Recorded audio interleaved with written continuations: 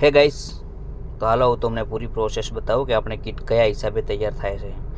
Branding કરવાની છે, બોલ પેન, ડાયરી અને આપણે બોટલ, ત્રણ વસ્તુ આપણે બ્રાન્ડિંગ કરવાની છે. કે બોલે તો લેઝર કટિંગ. આ જોઈ શકો છો તમે, તો આવી રીતે આ લેઝર કટિંગ થાય છે. જુઓ,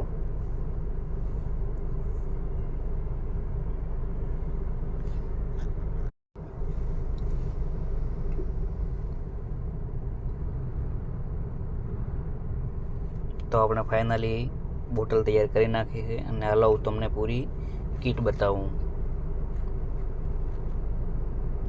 તો મિત્રો, આપણી એક કીટ તૈયાર થઈ ગઈ છે. આ જુઓ, ડાયરી છે, પછી બોલ પેન છે,